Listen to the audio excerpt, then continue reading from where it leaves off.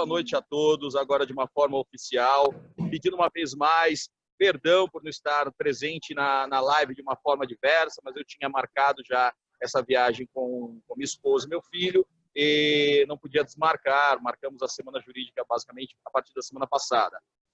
Bom, hoje nós temos uma dupla que, além de amigos, eu sou admirador de ambos. Primeiro, pelas pessoas que são. E posso falar isso porque aqui na frente das câmeras, porque já falei isso de forma individualizada a ambos. Então, sou um admirador do trabalho de ambos, sou um admirador da pessoa de ambos e gostaria, em nome do ProOrdem, agradecer publicamente por terem aceito o nosso convite. Muito nos honra a vossa presença na nossa casa. Posso falar na nossa casa porque eu me considero o ProOrdem a minha casa também. Então, muito nos honra a vossa presença. Então, agradecer publicamente. Hoje, com certeza, será mais uma noite de sucesso, uma noite de brilhantismo, porque os dois palestrantes que aqui estão são pessoas de altíssimo gabarito. Doutor Paulo de Jesus é uma lenda, posso dizer assim, há tantos anos ministrando na Universidade Católica, nas universidades, enfim, no curso de Direito, advogado, criminalista, combativo, presidente da Comissão de Prerrogativas do Advogado da OAB de Santos, enfim, todas as suas qualidades são dispensadas porque são mais do que notórias e conhecidas por toda a sociedade santista e paulista. O seu nome realmente nos traz grande prestígio e abrilhanta a nossa noite, abrilhanta a nossa semana jurídica. Doutor Carlos Romano, meu amigo, sou um grande admirador, desde a época que ele mandou pintar a delegacia de rosa. Não foi rosa. De flores. De flores. Sou um grande admirador do trabalho, nós que dividimos alguns microfones aí pelas rádios da vida. Me sinto muito confortável quando me passam a pauta e falam que o meu partner, o meu colega será o Dr. Romano. Nós temos ideias muito similares, muito parecidas.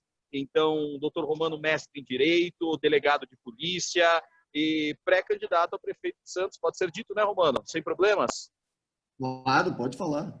Pré-candidato à Prefeitura de Santos. Enfim, ambos vão falar sobre um tema muito importante e do qual dominam de uma forma ímpar, que será sobre o Estatuto do Desarmamento. Os dois têm uma bagagem enorme para falar sobre o assunto, então eu poderia até servir de mediador, mas não vejo necessidade, porque ambos são expositores natos e com certeza farão uma conversa aí muito proveitosa para todos aqueles que nos assistem. Gostaria de agradecer a Shirley pelo espaço que ela nos proporcionou, a Shirley Rodrigo, né, pelo espaço que proporcionou essa semana, da Semana Jurídica, que foi um sucesso. Primeira Semana Jurídica ProOrdem, e foi absolutamente um sucesso. Casa cheia todos os dias. Quem dera esse evento tivesse sido de forma material, de forma corpórea, porque com certeza o lugar em que fizéssemos estaria absolutamente abarrotado, não lotado, estaria absolutamente abarrotado. E eu teria a oportunidade de comer uma pizza depois com os meus amigos. Mas tudo bem, nós vamos deixar esse encontro para o ano que vem. E, enfim, sem maiores delongas, eu vou abrir a palavra para o doutor Paulo de Jesus e aí iniciará as suas exposições e farão da forma como bem entenderem. Eu vou me despedir, porque eu estou quase sem bateria, estou até no telefone da minha esposa aqui, porque o meu já descarregou. Eu vou me despedir, mandar um beijo enorme a todos, desejar uma boa palestra, um bom fim de semana e contem comigo sempre. Um beijo a todos e faca na caveira. Valeu, Davi. Boa noite a todos. Agora dando início aos trabalhos, não é? Gostaria de agradecer as palavras a mim dirigidas pelo Dr. Davi Costa, agradecer o ProOrdem pelo convite, pelo prestigioso convite. Tive a oportunidade de ser aluno do ProOrdem, professor do ProOrdem, então para mim é um orgulho, uma satisfação muito grande ser convidado para participar não só da Semana Jurídica do ProOrdem, como nós fizemos parte recentemente, como fazer parte também agora da Semana Jurídica de Direito Penal. E não poderia ter sido um presente maior do que participar desse debate ao lado do meu amigo, doutor, delegado Romano, uma autoridade no direito penal e processual penal, não só pelo seu conhecimento jurídico, mas pela sua postura combativa, uma pessoa que não tem meias palavras, uma pessoa que dignifica a figura do delegado de polícia, uma figura que eu cito como exemplo em todas as minhas aulas, quando falo a respeito da figura do juiz de garantia, que eu entendo que não deveria existir, deveria ter, na verdade, o empoderamento do delegado de polícia dentro do inquérito policial, porque hoje em dia só resta ao delegado de polícia o auto de prisão em flagrante, só deixaram para o delegado isso agora, o auto de prisão em flagrante, que tem o juiz de garantia que fiscaliza se o inquérito está funcionando. Vem o promotor de justiça e indica um monte de diligência. Desempoderaram o delegado de polícia. E deveria ter sido o movimento contrário, para dar ferramental para aqueles alunos que estão começando agora no direito, estão brigando por uma carteira da ordem, para dar ferramental para profissionais como esse que vão falar daqui a pouco, que é o doutor Romano, que é um delegado de polícia que vai para a rua, que vai investigar, que vai trazer indícios que vão servir eventualmente de prova no processo penal, não desarticular o delegado de polícia. Então, já antecipando um pouquinho, viu, Romano, fazendo uma homenagem a você e também fazendo um desabafo com relação, porque nós, como você mesmo mencionou agora há pouco, desembargador, quando a crítica vem para o desembargador, para o promotor, para o juiz, para o delegado, para o advogado, todos nós somos atingidos. Só que nós, na hora de nos defendermos, um advogado criminalista que vê a figura do delegado de polícia como uma figura importante que deveria ser empoderada, para usar uma nomenclatura que é moçada hoje bastante, empoderamento, ao contrário, se desarma o delegado de polícia. Olha, fazendo um link até com o Estatuto de Desarmamento, que nós vamos tratar daqui a pouco. Então, para aqueles que estão conhecendo o doutor Romano agora, saibam do homem, do profissional que está na linha de frente. Delegacia não fecha não, minha gente. Delegacia é 24 horas por dia, não é que nem fórum, não, que 7 horas da noite fechou ali, todo mundo vai para casa. Delegacia de polícia, toca a sirene, você tem que colar lá. Se qualquer um de nós aqui for vítima de crime, ninguém vai ligar para o Batman aqui, para o Super-Homem, para o Shazam, vai ligar para o Romano, vai ligar para o delegado de polícia. Então nós temos que respeitar as polícias, respeitar o profissional delegado de polícia. E falando e trazendo essas palavras, eu quero, na pessoa do Romano, homenageá-lo, porque eu estou muito feliz de ter sido premiado com essa dupla que a gente está fazendo hoje na sexta-feira. Tá? E contar também quase 70 pessoas assistindo a gente sexta-feira à noite, hein, Romano? A moçada está prestigiando bastante a gente. 70 já chegou quase 80 pessoas. Então vamos já. Eu vou pedir licença, porque se eu for estender nos elogios, o pessoal vai ficar cansado só de elogio, vai ser o nariz de cedo no tribunal. Paulo, você é maravilhoso, você é uma pessoa também fantástica, excelente. Tivemos oportunidade de nos conhecer nos meios de comunicação, televisão, rádio. Você é um professor da Unisantos, né? E um também, não menos brilhante, advogado. Enfim, então vamos começar, dentro das nossas características, até atender a demanda? A demanda e a ansiedade com relação o tema é muito profícuo e muito interessante. Eu queria iniciar a falar sobre o Estatuto do Desarmamento, que até pelo próprio nome eu já acho um doxo, né? E, inclusive, traz em si, e eu digo isso aos colegas, uma fundamentação política. Vejam, a lei que instituiu, né, o Estatuto do Desarmamento, né, a nossa lei aqui, 10.000, eu peguei aqui, 10.826 de 2003, né, 826 de 2003, nós tínhamos na República, não é isso? 10.826. De 10.826 de 2003. Isso. Nós tínhamos na presidência da República um presidente, que era o Lula, né? E tínhamos uma corrente ideológica. E caiu. Não, tá tranquilo. Tá tranquilo? Você está me vendo? Perfeito, te ouvindo perfeitamente. Eu acho que eu só perdi vocês de vista. Você não está me vendo, né? Estou vendo você perfeitamente, te ouvindo perfeitamente. Caiu aqui, não sei o que aconteceu. Peraí. Agora sim, voltou, desculpa. Então, até pegando um pouco da doutrina clássica, né, invocando aqui Montesquieu, em que ele determina que toda lei, ou todo projeto de lei, ele tem que ter um espírito ele tem que ter uma motivação, tem que ter uma relação lógica para poder atender a uma necessidade pública específica ou do convívio geral. Então, em 2003, havia uma formação ideológica em que se pretendia, e através até de um entendimento, um grande entendimento também jurídico, né, dos profissionais, seja acadêmicos ou até da linha de frente, advogados, juízes, promotores e até delegados, enfim, em que a sociedade ela estaria mais protegida, e essa é a questão, né? Estaria mais protegida, né? Se não tivesse a posse ou o porte na via pública de armas de fogo. Esse é um entendimento, eu quero colocar aqui para os colegas, né, e me permitam me tratar, né, a todos que estão nos ouvindo nesse momento, como colegas, que é típico de determinados países, não é, que têm ideologias. Eu não quero entrar na política, mas a fonte do direito possui, no espírito da formação de uma regra de conduta social, a questão política, né? As relações sociais, as relações políticas, as relações econômicas, elas incidem sobre a propositura de um projeto de lei que vai se transformar numa lei. E é o caso do Estatuto do Desarmamento, que, inclusive, previa nele um plebiscito que houve, posteriormente, a sua sanção, e cujas a pergunta foi muito duvidosa, foi muito confusa, não é? No sentido se a população queria ou não queria o armamento, ou armar-se, e a população pretendendo dizer sim, muitos falaram não. Então, houve uma confusão muito grande.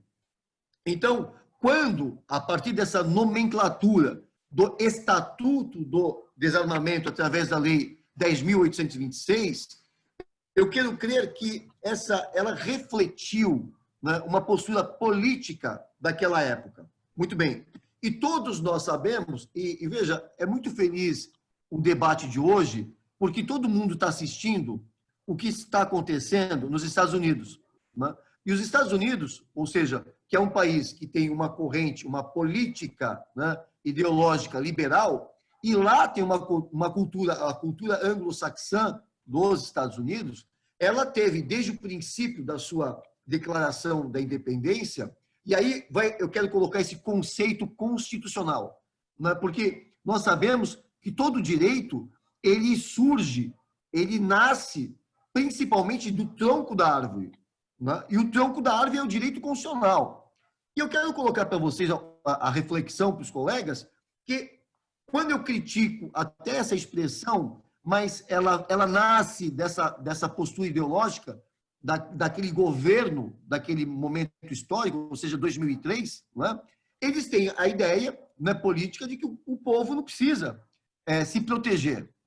Em contrapartida, em tese, o Estado ele proveria, né, a proteção do indivíduo, da família, da iniciativa privada, dos bens públicos e privados, enfim. Então, aquele conceito em que o Estado ele é senhor de si próprio e ele pode prover tudo. Só que eu entendo que não.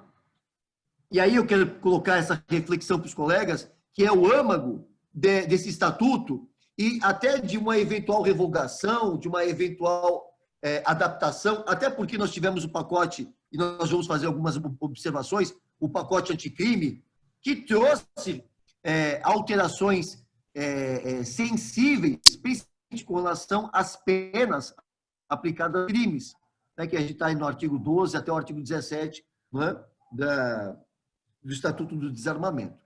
Então, o que eu queria colocar para vocês, primeiro, que eu acho fundamental, é o seguinte: o cidadão, ele pode ou ele deve ter, veja, o direito, né, o direito de ter a arma, né, para proteger a si, sua família, seu patrimônio, né, ou o Estado, ele deve ser o tutor, né, da sua segurança da sua vida, da sua integridade física, dos seus entes familiares. Por que eu falo isso? Porque na Constituição determina que o Estado, né, a segurança é uma obrigação.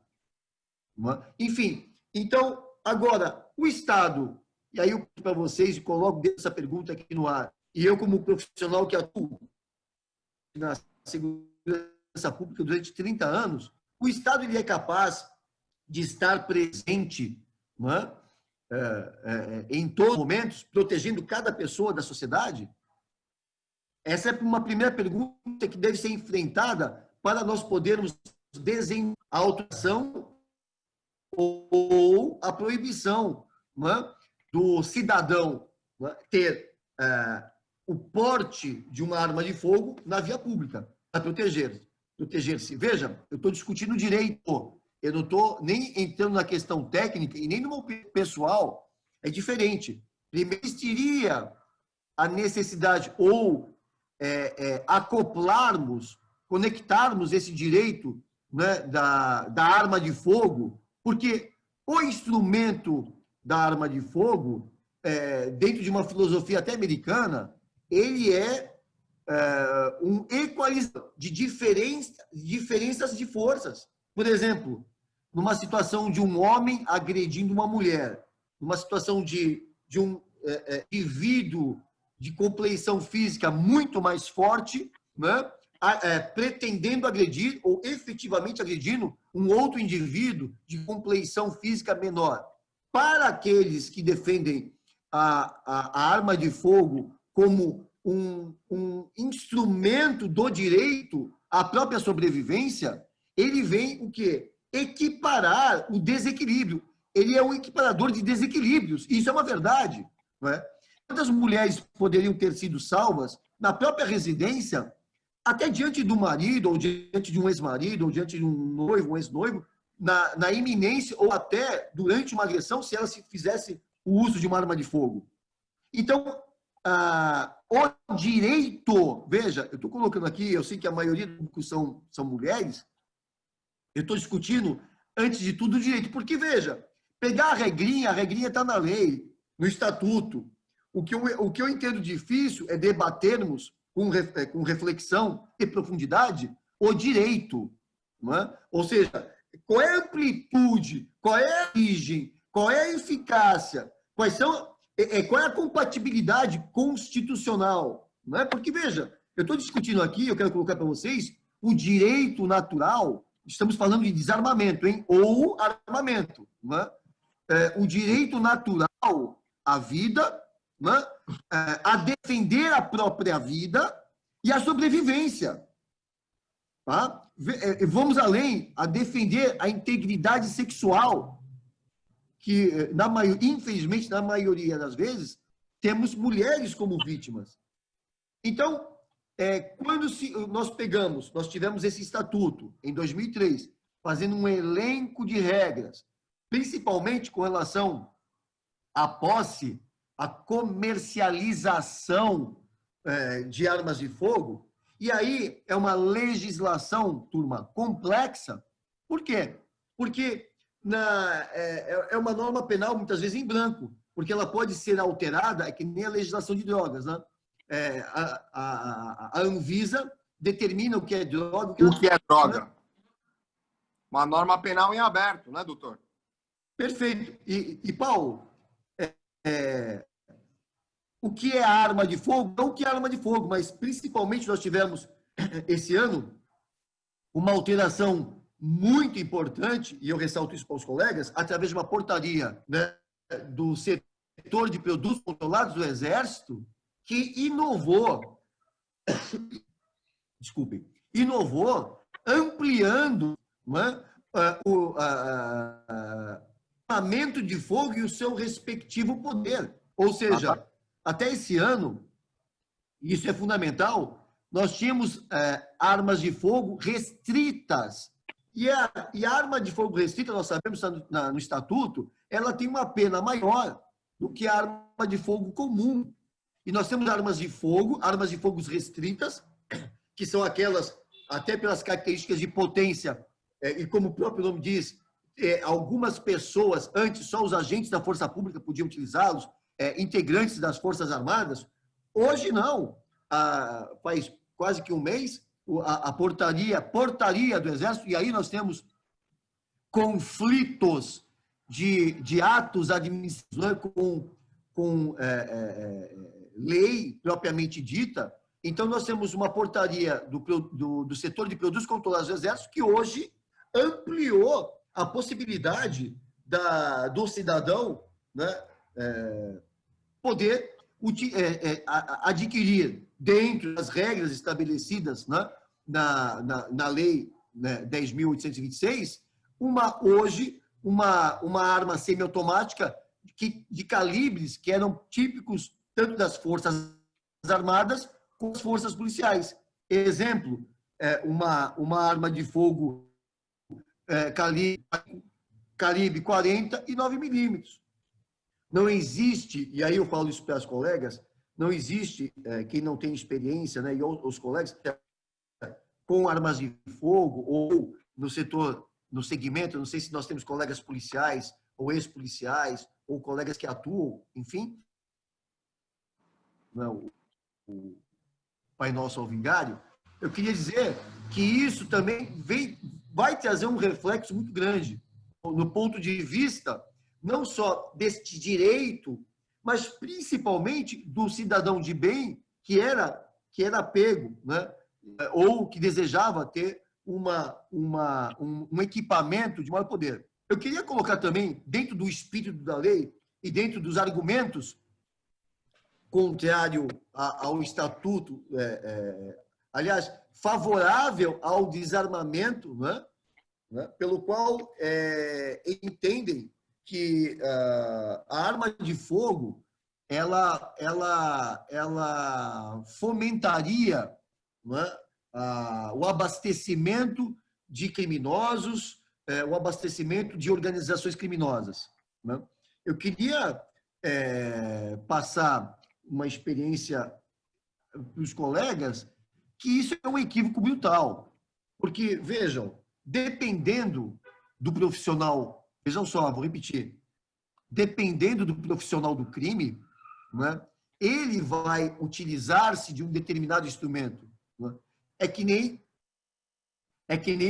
o profissional do direito. Né? O profissional do direito atua no segmento penal, no segmento tributário, no segmento civil de família, de obrigações, de empresas, enfim. E isso também é típico no profissional do crime. E o Paulo é doutor catedrático nisso, no sentido, né, de profissional atuante na área.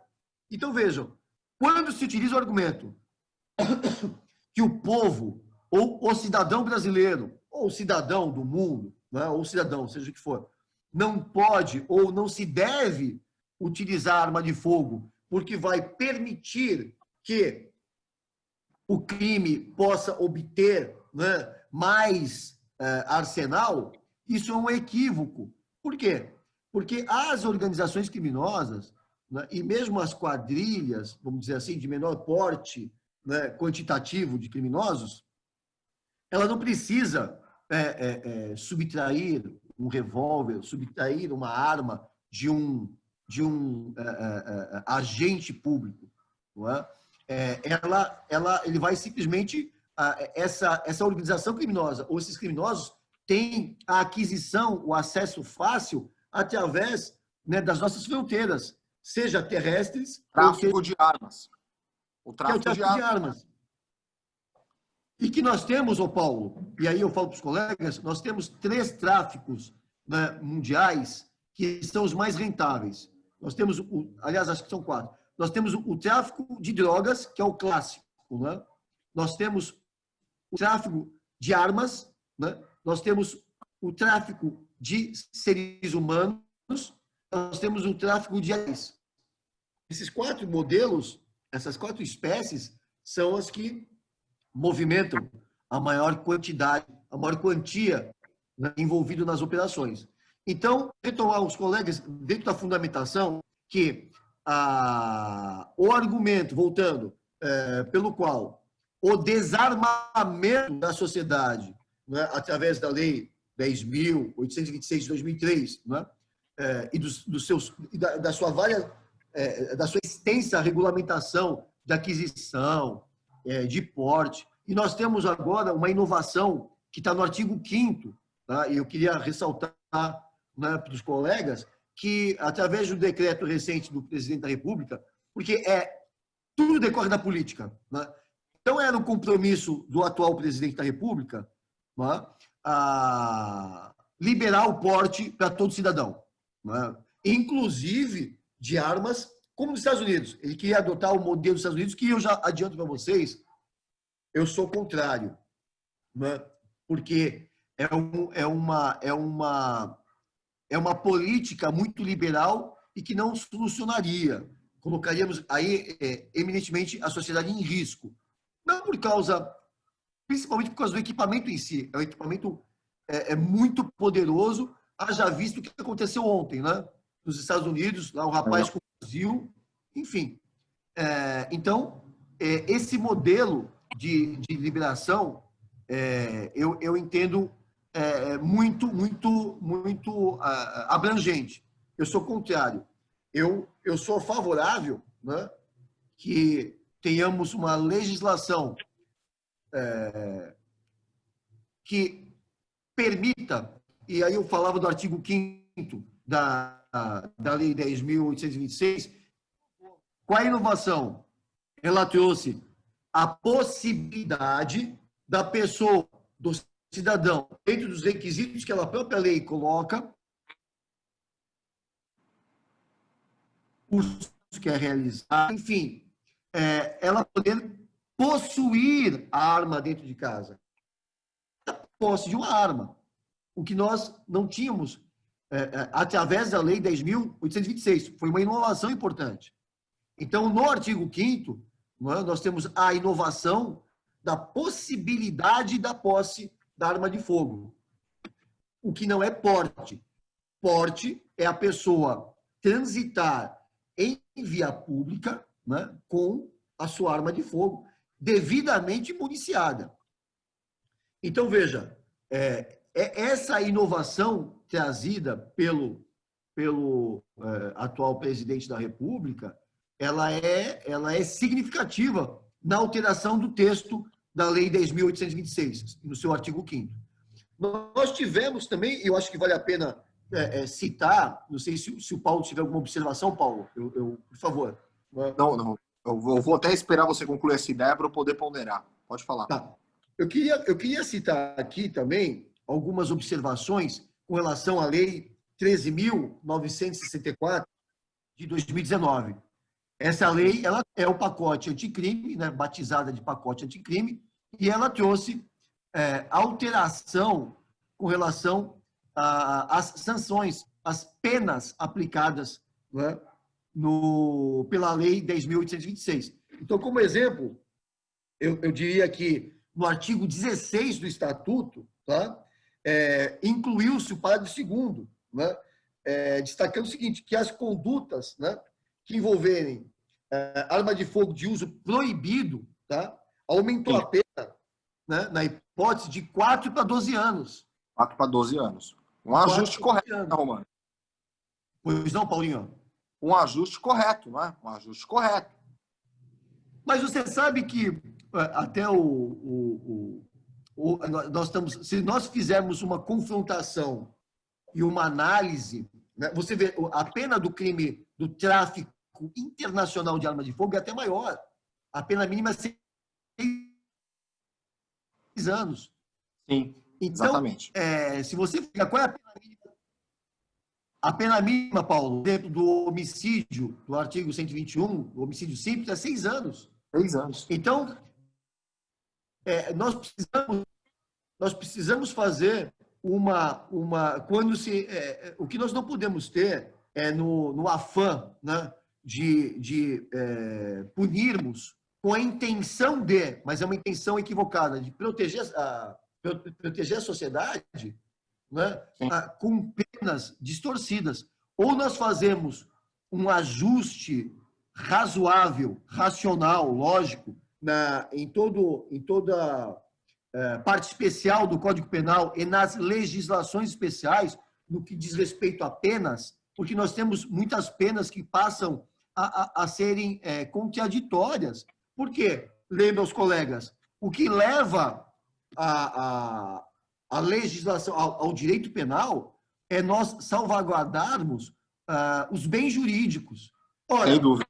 nós podemos admitir que o bem jurídico vida, e nós sabemos que o homicídio, principalmente com relação à pena aplicada, ao cumprimento da pena, não é? O indivíduo ele sai, se não for reincidente, se não for um homicídio, se não for classificado como hediondo, ele vai ficar aí 2/3, não é? Vai cumprir uma pena.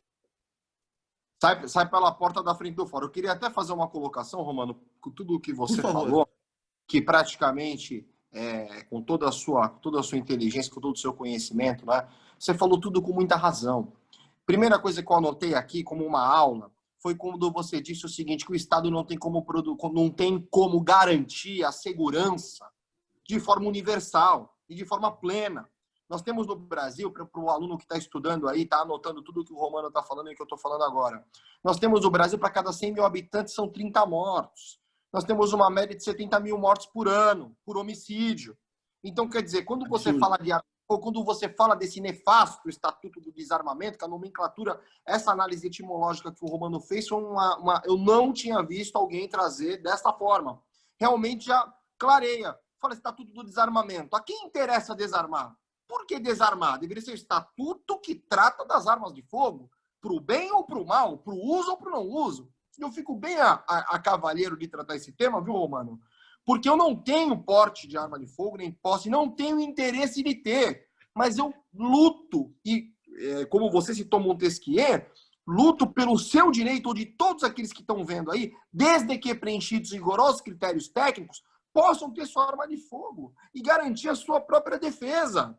Então, quer dizer, não é para sair no bang-bang, porque o Romano, ele fala, pessoal, com a experiência de quem está na linha de frente. Eu já fiz mais de 100 plenários do júri. Eu não lembro de ter feito um plenário do júri, Romano, com uma arma de fogo legalizada, porque o bandido, ele não vai na loja, lá na Taurus, eu quero comprar uma arma de fogo para cometer crime, pô. Ele vai na feira do rolo. Ele vai onde todo mundo sabe que vende arma de fogo contrabandeada. Então, quer dizer, os crimes, a criminalidade não se reduz com camisa branca soltando pombinha na praia, desarmamento. Você vai desarmar quem? O vovô que tem um revólver dentro de casa? Você não vai desarmar o bandido, que o bandido tem armas de ultra tecnologia. O Romano pode até explicar para nós melhor. E o policial militar, às vezes, com um revólver ali enferrujado, tem que lidar com o bandido. Então, isso. Tem que desconstruir essa mentalidade. Aqui ninguém está falando, o doutor Romano, não estou falando aqui para dizer o seguinte, olha, todo mundo tem que ter arma de fogo. Eu mesmo acabei de dar um testemunho que não quero ter arma de fogo, mas as pessoas têm que ter o direito de ter arma de fogo desde que preenchidos rigorosos critérios técnicos, desde que se tenha as penas adequadas para aqueles que venham a delinquir. O Romano tocou num detalhe que não cabe realmente numa live aqui, mas é um detalhe tão importante, tão significativo, que ele falou desse aumento de pena. Eu até falei, correto, mas ele, inteligente, já falou o seguinte, correto, mas causa uma deturpação. Ou seja, eu e o Romano pensamos da mesma forma. Nós temos no direito penal um Frankenstein jurídico. Como não se senta a uma mesa e se faz uma reforma cabal do CPP e do Código Penal, nós vamos legislando ao sabor dos ventos. A Carolina Dickmann tira uma foto lá comprometedora, a lei Carolina Dickmann. Aí um sujeito bate num idoso, Estatuto do Idoso. Aí a lei Maria da Penha, desgraçadamente a Maria da Penha sofre aquela violência total, faz a lei Maria da Penha. Então nós vamos legislando ao sabor do que o William Bonner diz na Globo. O William Bonner é a manchete do dia, pumba, vamos fazer a legislação. E acaba criando situações teratológicas. Coloca um homicídio com uma pena menor que um porte de arma. Está correto o porte de arma ter uma pena grande? Evidente. Mas e o homicídio? E o roubo? E a receptação, que é o crime que movimenta todos os crimes contra o patrimônio? Porque se o malandro, entre aspas, usando um jargão policialesco, pega um revólver e bota na cara de uma senhora na rua para tomar o iPhone, é porque tem para quem vender. Então a receptação também teria que ser catapultada. O Romano deve ter cansado de fazer auto de prisão em flagrante de roubo. Então, essa consciência, pessoal, que eu passo para vocês, para a gente ir pensando o direito penal, que não adianta só o Romano, só para concluir, Romano, já passando a palavra para você, que você já esgotou praticamente o tema. Mas não é só ficar decorando o código, a gente tem que entender, botar a cabeça para funcionar, entender por que isso está acontecendo. Tem que ir lá no direito constitucional que o Romano trouxe. puxar o porquê, por que a criminalidade funciona dessa forma, por que o direito penal funciona dessa forma, o que está acontecendo, o que precisa ser mudado. Então, é isso. É um convite ao aluno hoje para pensar e a gente conseguir resolver essa situação aí a médio prazo. Deixa eu fazer uma colocação, Paulo, que você me lembrou que é uma observação que eu queria ter feito. Que o fundamental do direito, como norma, como ciência, mais importante que nós vermos aqui, porque... Engasguei aqui com a água, desculpa. Eu também engasgo. Importante que só, porque a lei, a gente hoje, até com o Dr. Google, você vai lá, qual é a lei do desarmamento, você vai ver a lei, vê quais alterações, você pesquisa. Mas a reflexão sobre o bem jurídico ali, sobre a eficácia da proteção, sobre as instituições envolvidas, não é? Isso é muito importante para o profissional do direito, né? Principalmente, aliás, para o advogado, porque o advogado é que vai ter que ter a sacada, aquela visão de descobrir. O advogado tem que ser um visionário, porque a responsabilidade, principalmente falando no crime, né? A responsabilidade do indivíduo que é preso, e eu queria fazer uma observação, como que o Paulo muito bem lembrou, desculpa, o que falta à sociedade brasileira hoje é uma régua de valor, é uma estrutura ética, mas que toda a sociedade se paute. Nós não podemos ter, e aí eu faço coloco essa reflexão para os colegas, né, e para as colegas, que é a maioria, que não é possível. Nós vivemos hoje uma instabilidade jurídica, e me desculpem aqui, mas principalmente, porque ninguém tem coragem de falar, por causa do Poder Judiciário, que julga politicamente. Vide Supremo Tribunal Federal. Se você pegar a maioria das decisões do Tribunal de Justiça de São Paulo, em que há um cidadão e o Estado, 99% das decisões do judiciário a favor do Estado. Será que os advogados que defendem os cidadãos não têm nenhuma percepção? Será que o cidadão é tão errado? Não é? É óbvio que no contexto, voltando ao tema do desarmamento, que eu acho essa nomenclatura totalmente paradoxal ao que a lei pretenderia, né? É uma lei adequada ao tema, é que criminoso não precisa roubar arma de cidadão. Existe um comércio estabelecido. As organizações criminosas, principalmente as facções hoje, elas são muito bem organizadas financeiramente, contabilmente, na lavagem do seu dinheiro. Enfim, então esse é um aspecto. Eu queria, veja, Paulo, eu sou tão assim coerente com a minha reflexão, e eu acho isso. E aí, óbvio, eu falo para os colegas, óbvio que eu tenho porte de arma em razão da profissão há 30 anos, e só isso. Eu posso dizer para os colegas o seguinte, que a minha reflexão hoje, com relação ao cidadão portar uma arma de fogo, não basta você portar arma de fogo, porque você pode estar muito mais inseguro estando com uma arma de fogo na cinta, né, do que seguro.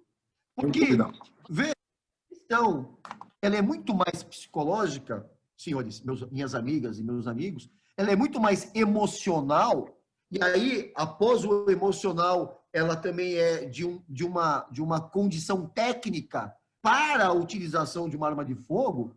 E eu digo a vocês que eu já tive o desprazer, né, e a necessidade, e veja, de combater várias situações, vou colocar no português claro, trocar tiros com bandidos, muitas vezes, em todas elas, curioso, em todas elas, para intervir em nome de terceiras pessoas, né? Principalmente, não tive muitas, foram 3 situações de troca de tiros sérias, né? Uma foi defendendo casal e nas outras 2 defendendo mulheres que estavam sendo assaltadas. Eu não podia não intervir, mas eu queria dizer para vocês o seguinte, apesar de eu ter o direito e claro, a obrigação, quando eu estou na minha atividade social, familiar, enfim, pessoal, muitas vezes, eu não ando armado. Por quê? Eu vou dizer para vocês o seguinte, que uma situação de utilização da arma de fogo, a consequência, né, do uso dessa arma de fogo e, consequentemente, das lesões que as pessoas, seja você, seja eventualmente o criminoso, ou vamos supor, eu estou sendo assaltado, né?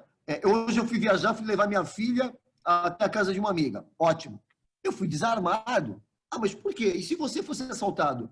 Eu prefiro ser assaltado. Veja, eu estou colocando isso para vocês, é uma coisa muito pessoal, para que vocês possam refletir. Eu prefiro entregar o carro, o celular, os bens materiais, do que numa reação minha. Eu não sou filho, mas a minha filha levou um tiro na cabeça. Já imaginaram? Então, ou uma esposa, ou um... Então, é essa reflexão que você fez, não é? Pô, então, eu tenho o direito, eu tenho habilitação, eu tenho a habilidade técnica, eu tenho a coragem, eu já tive, eu sou integrante, eu fui integrante do Exército, eu fui do pelotão de operações especiais do Exército. Então, eu tenho capacidade técnica e psicológica para isso. Só que a realidade mostra o quê? Espera um pouquinho só. Eu vou usar arma de fogo. Bacana. Eu posso me defender e me proteger. Ótimo. Mas eu posso também morrer, ou eu posso que a minha filha ou o sobrinho... Eu posso até fazer uma pergunta, Romano, que você, como especialista, eu vou perder essa oportunidade. Imagina. Rapidinho. Porque uma coisa é você atirar no stand. Outra coisa é você atirar numa pessoa, correto? E ter que terminar o serviço. Porque se você vai dar um tiro, o sujeito tá lá, cessar a agressão. Se aquele bandido tá armado, você vai ter que fazer ele ali, entre aspas. Porque se ele estiver no chão deitado, ele vai continuar atirando em você. E é a mesma coisa para o nosso aluno aqui atirar num stand de tiro ou matar uma pessoa no chão ali a tiros? Não, claro que não, Paulo. Claro que não, porque você no stand de tiro, você está com um objeto à sua frente e inamovível, enfim, tudo ali. Inanimado. É o tal negócio, né? É aquele negócio de você bater em cachorro amarrado, né? Cachorro amarrado não te morde, né? Independente do tamanho do cachorro, né? É aquele negócio, pô, bate o indivíduo que é corajoso e está com 10 amigos, vai lá e bate numa pessoa que está sozinha. É isso aí. Você falou muito bem, é totalmente diferente.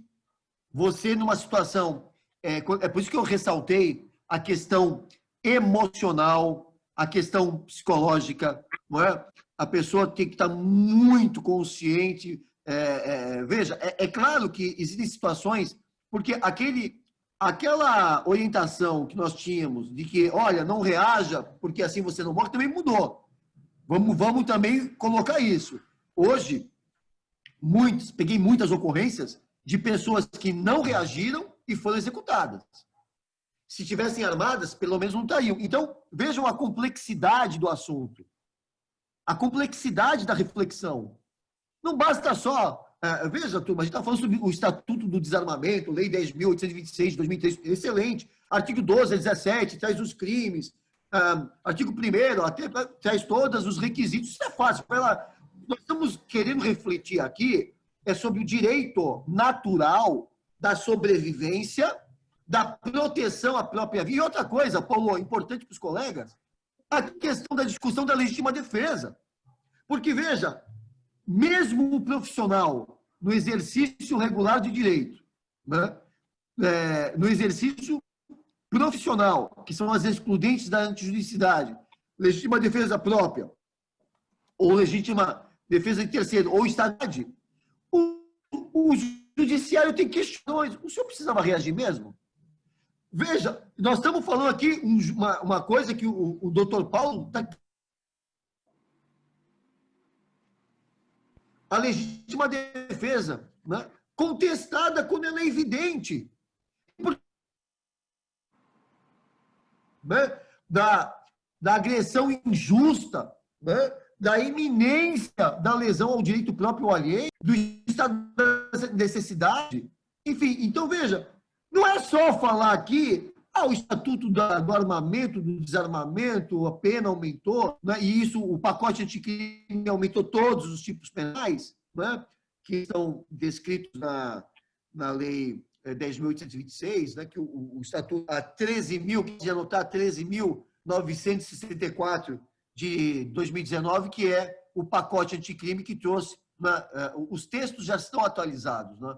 Enfim, então o que eu estou querendo colocar para você é o seguinte, que o porte da arma, não é? Agora, não seria um porte... Veja, a pessoa não tem porte, a pessoa utiliza-se, por exemplo, de uma arma de terceiro para poder defender a si ou a outrem. O estaria em estado de necessidade? Não é uma questão interessante, Paulo? O estado de necessidade não justifica a sobrevivência, ela não é maior. O direito à própria vida e defender a própria vida não é maior do que uma lei que diz, não, você não pode estar armado? Claro, sem dúvida nenhuma. Claro, sem dúvida nenhuma, evidentemente. Então, são tantos aspectos, e aí, Paulo, que você vive mais no debate jurídico, processual, no contraditório, não é? Dos debates verbais dentro do plenário do júri. Por isso que eu falo para vocês, meus colegas, que a lei objetiva, ela, no caso, o texto do Estatuto do Desarmamento, e aí tem outras discussões muito ricas, por exemplo, com relação aos decretos do presidente, se são constitucionais, se são... É uma outra live, né? É uma outra discussão da constitucionalidade do ato administrativo revogando um texto de lei. Já me parece inconstitucional. Sim. Já me parece inconstitucional. Mas realmente... Alguém está perguntando alguma coisa? Oi? Parece que alguém está falando alguma coisa. Foi interferência, Paulo. Eu fechei o microfone. Não, só para saber. Então, essa questão que o doutor Romano está falando, ela é muito pontual. O nosso tema é um tema que realmente ele não tem uma conclusão específica diante dessas particularidades que a gente tem. O que não pode, Romano, é como você falou muito bem, né? O que não pode é a gente legislar ao sabor dos ventos, legislar ao sabor da notícia do dia, deixar a situação de forma ampla, de uma forma que as pessoas não consigam ter segurança, né? Não consigam ter certeza do que está acontecendo. Então, é uma temática muito interessante, só que eu gostaria de encerrar minha fala dizendo o seguinte, que eu já estou vendo aqui sinais aqui que já deu o tempo, né? Dizer para vocês o seguinte, que o proibir por proibir, isso por si só já tem que ser combatido. O Estatuto do Desarmamento, lá de 2003, ele desmantelou qualquer possibilidade do cidadão de bem, mesmo preenchendo os requisitos técnicos, ter uma arma de fogo. Isso aí nós temos que combater. Em que sentido? No sentido de garantir a democracia, garantir a ampla defesa, garantir o contraditório, garantir a possibilidade. Essas questões técnicas que a gente traz aqui para a seara criminal, traz para um debate acadêmico, são importantes para as nossas provas de concurso público, para as nossas provas de ordem, etc. Mas essa questão sociológica, que o Romano trouxe bem, é uma questão que a gente tem que desligar a nossa live aqui e pensar. E sermos o quê? Fomentadores dessas ideias, discutir essas ideias. Tem que começar a pensar. O brasileiro, nós temos que pensar as coisas. Nós não podemos apenas ser boi de piranha, ou seja, seguir ali o que as pessoas estão dizendo. Dizer, olha, o armamento, vamos estudar o armamento. As armas legais, elas cometem crimes, tem acontecido dessa forma. Nós já estudamos hoje, já aprendemos hoje que não é dessa forma. Nós temos aí as armas ilegais, nós temos aí outras formas da arma entrar na criminalidade, piores do que as armas legais. Então, a gente vai aprendendo junto, né? Então, essa reflexão que fica para o aluno, para nós mesmos, né? E aí, em outra oportunidade, vamos discutir, já fica essa sugestão, viu, Shirley? De discutir a constitucionalidade das legislações que tratam do tema do desarmamento. Bom, eu não sei se falou com relação ao tempo, como é que tem a... O Shirley, nós temos tempo ainda? Como é que está a situação? É que já podemos concluir, porque já deu 8 horas. Se vocês quiserem concluir. Eu sei que o aplicativo ele tem um tempo, né? O programa. Eu queria só então contribuir, como a maioria dos colegas estão na iminência de concursos públicos, da ordem, inclusive, dizer o seguinte, com relação ao Estatuto do Desarmamento, eu gostaria de que vocês tivessem atenção ao artigo 12 ao 17, alterados pelo pacote anticrime, e o artigo 5º, porque são as inovações pelas quais a legislação, o decreto do presidente da República veio trazer um decreto. E o pacote anticrime, ele trouxe uma elevação das penas, tá? Inclusive no tráfico de armamento, equiparando a hediondo.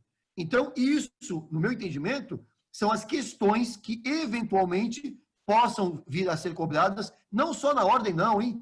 MP, magistratura, porque eu também tive a honra de... Então, hoje o exame da ordem está muito qualificado, está muito técnico, é difícil, enfim. Então, eu ressaltaria esses artigos, esses dispositivos, e também vocês anotarem aí a verificação da portaria do setor de produtos controlados, que alterou, que ampliou, né, as armas de fogo restritas. Ou seja, hoje, praticamente, não existe mais nenhuma arma de fogo de porte leve, ou seja, pistolas semiautomáticas, né, que todo cidadão pode portar, ou seja, calibre 40, 45 e 9 milímetros. Então, este detalhe, veja, deixa eu deixar claro aqui para vocês, falar-se em estatuto de desarmamento ou porte legal ou ilegal, na maioria das vezes, é para o cidadão de bem. Claro, mas quando é que se aplica um criminoso? Quando o criminoso está indo praticar o crime ou praticou o crime e está voltando da prática do crime e não foi preso em flagrante pelo crime. Vocês entenderam? Então, veja, a quadrilha está saindo com os carros, estão indo assaltar um banco. No meio do caminho são interceptados. Eles só vão responder pelas condutas deles, não é isso, Paulo? Não. Sem dúvida. Pelo porte da arma ou das armas. Então, os criminosos, quando são presos pelo porte ilegal, via de regra, ou quando estão transitando, né, obviamente pela rua, para a prática de crime, ou porque também eles utilizam de forma a protegerem-se. Eu queria ressaltar também um assunto muito relevante, para concluir a minha fala, para os colegas, que e isso, Paulo, eu acho gravíssimo também, que é a interferência do Supremo Tribunal Federal no sentido de determinar a proibição do Estado agir através das suas instituições em operações de combate ao crime organizado, notadamente no Rio de Janeiro e nas comunidades, as grandes facções armadas com fuzis, com explosivos, enfim. Eu queria concluir deixando essa observação e agradecer já ao doutor Paulo, ao doutor Davi, a todos que tiveram a paciência de me ouvir. A aula foi rápida, espero poder ter trazido um pouco de luz, de reflexão, principalmente ao espírito que norteia a todas as leis. Deixo aqui essa fala do Montesquieu. Muito obrigado a todas. Enfim, foi muito, muito feliz em ter compartilhado esse tempo com vocês. Eu gostaria de fazer uso da palavra rapidamente também para agradecer toda a equipe, a Shirley, o Davi, toda a equipe do ProOrdem, a disponibilidade do Dr. Romano aqui para nós batermos um papo de um tema tão bacana. A hora passou voando, né? Foi realmente uma noite maravilhosa e muito obrigado. Estaremos à disposição toda vez que formos chamados. Aí vai ser um prazer e uma honra. Um beijo a todos. Eu quero aproveitar também e agradecer a presença do Dr. Paulo, do Dr. Romano. É uma honra tê-los aqui na nossa Semana Jurídica e ainda mais finalizando a nossa Semana Jurídica de Direito Criminal. Parabéns ao Davi, ele não está no momento aqui, mas ele vai ver essa gravação, que ele escolheu assim de forma cirúrgica todos os nomes e foi um sucesso todos os dias da nossa palestra, com um público... Em alguns dias a gente atingiu a capacidade máxima, em outros a gente chegou bem perto, mas também agradecer a presença de nossos alunos de primeira fase, de segunda fase, também temos advogados aqui presentes. Agradecer vocês pelo fato de ser sexta-feira, de estarem aqui, né, deixando disponível o tempo de vocês para estarem aqui no ProOrdem, para estarem aqui com os nossos alunos. Muito obrigada. Com certeza vão surgir novos convites, a gente vai estar com uma pós-graduação aí no primeiro semestre de 2021, de penal e processo penal. Eu quero trazer você, Paulo, a gente também tem, né, nossos cursos de primeira fase, segunda fase, também quero te trazer. Doutor Romano, o Davi sempre falou muito bem do senhor para nós. Não lhe conhecemos pessoalmente, mas o Davi fala tão bem, e a primeira história que ele contou foi da delegacia, né? Ele falou que pintou de rosa, mas eu entrei aqui na internet e vi que foram flores que foram pintadas, né? O Davi sempre fala que é de rosa, mas foram flores. Né? Eu só queria ressaltar que, não entrando na questão do gênero, mas eu sou heterossexual, viu? Sou heterossexual. E o senhor comentou que tem modelos na sala. Tem realmente uma modelo aqui, nossa aluna, Gabriela Pagnoni. Eu sei que ela é modelo mesmo. Muito né, linda. Gabi? Nossa, mas olha, eu vou te falar, eu pensei que de coração mesmo, eu pensei que fosse aqui uma alunas só de agência de modelos. Lindas. Parabéns, Paulo. Lindas. Obrigada, viu? Obrigada e uma boa noite a todos vocês. Luciano, desculpa, Luciano também é bonito. Não, fica tranquilo, doutor. Eu estava só ouvindo. Mas tamo junto. Obrigado pela palestra, foi muito boa. Eu que agradeço. Eu que agradeço. Obrigada. Boa noite. Tchau, tchau. Tchau, tchau para todo mundo.